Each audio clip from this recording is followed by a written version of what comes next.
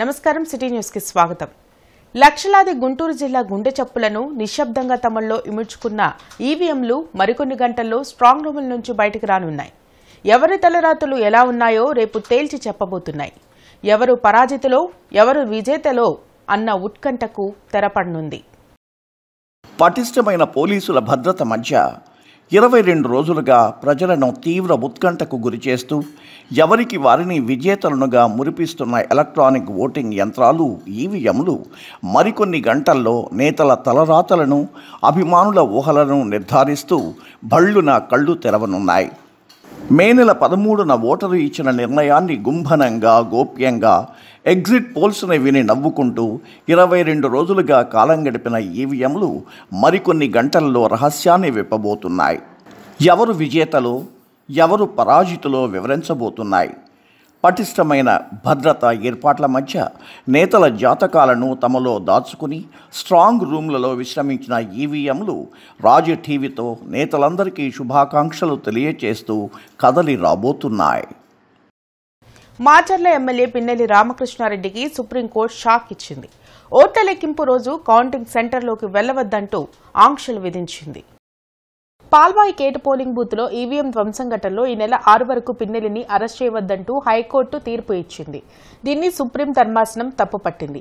TDP polling agent శేషకిరణరావు సుప్రీంకోర్టులో దాఖలు చేసిన ఎస్ఎల్పీపై విచారణ చేసిన అత్యున్నత న్యాయస్థానం ఈ ఆదేశాలను ఇచ్చింది.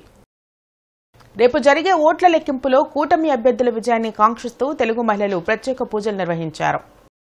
కొత్తపేటలోని శివాలయంలో చేపట్టిన హోమంలో కార్పొరేటర్ సమతతో పాటు తెలుగుదేశం పార్టీ నేతలు నల్లపనేని విజయలక్ష్మి తదితరులు పాల్గొన్నారు. చంద్రబాబు సీఎంగా కూటమి ప్రభుత్వం ఏర్పడడం ఖాయమని ధీమా వ్యక్తం చేశారు.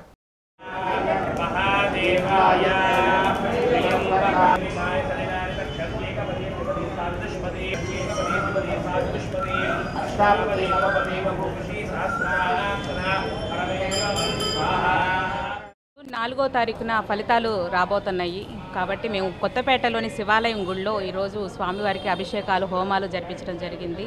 కూటమి అభ్యర్థులు భారీ మెజారిటీతో గెలవాలని చెప్పేసి చంద్రబాబు నాయుడు గారు ముఖ్యమంత్రి కావాలని కూటమి అభ్యర్థి నజీర్ అహ్మద్ గారు, పశ్చిమ నియోజకవర్గం గల్లా మాధవి గారు, ఎంపీ పెమ్మసాని చంద్రశేఖర్ గారు అఖండ మెజారిటీతో గెలుపొందాలని ఈరోజు మేము ఇక్కడ శివాలయం గుడిలో పూజలు జరిపించడం జరిగింది. ఎమ్మెల్యేగా మహమ్మద్ నజీర్ గారు రావాలని, మరి పెమ్మసాని చంద్రశేఖర్ గారు ఎంపీగా రావాలని, గల్లా మాధవ్ గారు ఎమ్మెల్యేగా రావాలని, మరి జనసేన, బీజేపీ, తెలుగుదేశం 3 పార్టీలు కలిసి ఈ సైకో పాలన పోవాలని, రాక్షసుడి పాలన పోవాలని, తెలుగుదేశం పార్టీ గెలవాలని మరీ అందరూ కోరుకుంటున్నారు. టీడీపీ ఏజెంట్లను వైసీపీ భయభ్రాంతులకు గురిచేసేందుకు ప్రయత్నం చేస్తారని, కానీ ఎవరూ ఆందోళన చెందవద్దని టీడీపీ, జనసేన, బీజేపీ నేతలు సూచించారు. వైసీపీ నేతలు కవ్వింపు చర్యలకు పాల్పడినా ఎవరూ రెచ్చిపోవద్దని తెలిపారు. తూర్పు నియోజకవర్గ టీడీపీ ఏజెంట్లకు జిల్లా టీడీపీ కార్యాలయంలో శిక్షణ కార్యక్రమం జరిగింది. టీడీపీ అభ్యర్థి నసీర్ అహ్మద్, బీజేపీ నేత శనక్కాయల ఉమాశంకర్, జనసేన నేత బాబురావు, ఇతర నేతలు ఏజెంట్లకు శిక్షణ ఇచ్చారు. పోస్టల్ బ్యాలెట్ విషయంలో అప్రమత్తంగా ఉండాలని సూచించారు. వైసీపీ కవ్వింపు చర్యలకు ఏజెంట్లు ఎవరూ రెచ్చిపోవద్దని అన్నారు. కూటమి అభ్యర్థుల విజయం ఖాయమని ధీమా వ్యక్తం చేశారు.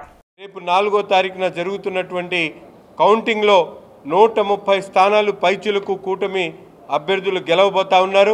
పార్లమెంట్లో 20 స్థానాల్లో తెలుగుదేశం కూటమి గెలవబోతుందనే విషయాన్ని తెలియజేస్తూ ఎన్నికల ప్రక్రియలో పాల్గొంటున్నటువంటి ప్రతి ఒక్క కార్యకర్త, ప్రతి ఒక్క తెలుగుదేశం, జనసేన, బీజేపీ నాయకుడు కూడా సామరస్యంగా ఉద్యోగస్తులకు సహకరిస్తూ తప్పనిసరిగా ఎన్నికల నియమాలలో ఇచ్చినటువంటి విధంగా అనుసరించి ఎన్నికల ప్రక్రియను పూర్తి చేయాలని చెప్పి మనస్ఫూర్తిగా కోరుకుంటూ బీజేపీ, టీడీపీ, జనసేన నాయకులందరూ సమన్వయం పాటించి ఎలక్షన్ కౌంటింగ్ని సజావుగా పూర్తి చేసి గెలుపుతోటి అందరం బయటకు వస్తామని నమ్మకం ఉంది.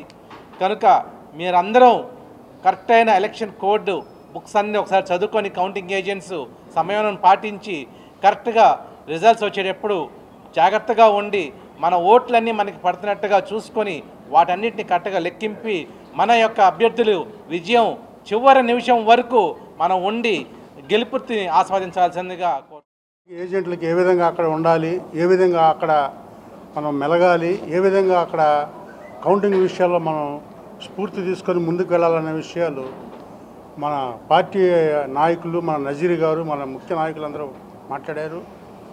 అందరికీ విపులంగా అర్థమైన రీతిలో విషయాలు తెలియజేశారు.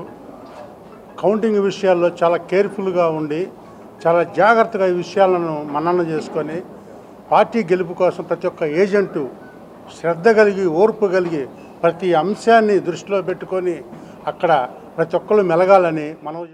నాగార్జున యూనివర్సిటీలో ఓట్ల లెక్కింపుకు పగడ్బందీ ఏర్పాట్లు చేశారు. గుంటూరు పార్లమెంటుతో పాటు 7 నియోజకవర్గాలకు సంబంధించిన ఓట్ల లెక్కింపును ఇక్కడ నిర్వహించనున్నారు. పోస్టల్ బ్యాలెట్తో పాటు ఈవీఎం ఓట్ల లెక్కింపు టేబుల్స్ ను ఏర్పాటు చేశారు.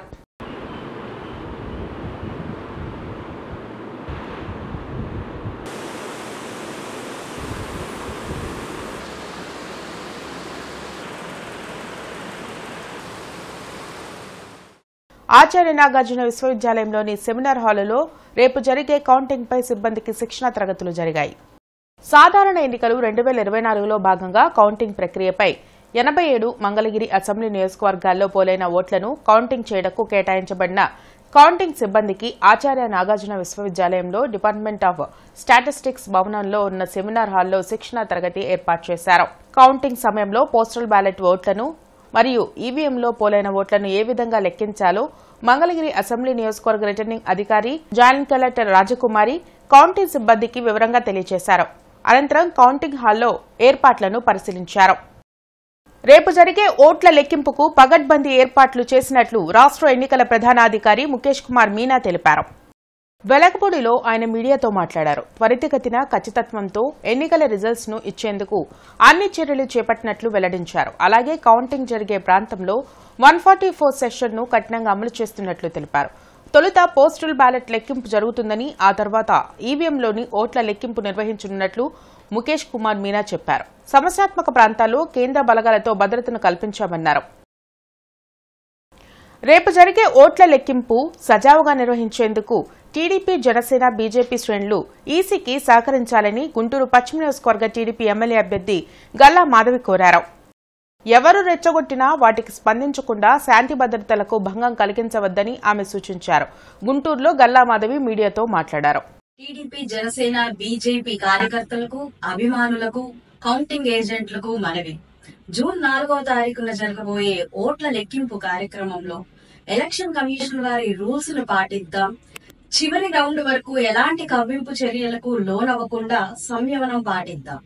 అలాగే ఓట్ల లెక్కింపు అనంతరం కూడా 144 సెక్షన్ అమల్లో ఉంటుంది కావున ఎలాంటి ర్యాలీలు, ఊరేగింపులు చేయకుండా ఎలక్షన్ కమిషన్ వారికి సహకరిద్దాం. ఎలక్షన్ కమిషన్ వారు, ఉన్నతాధికారులు ఈ కౌంటింగ్ ని సజావుగా సాగేలాగా చూడాలి అని మనవి చేస్తారు. ఇవి ఇప్పటివరకున్న వార్తా వివరాలు. మరికొన్ని వార్తా విశేషాలతో మళ్ళీ కలుద్దాం. అంతవరకు సెలవు. నమస్కారం.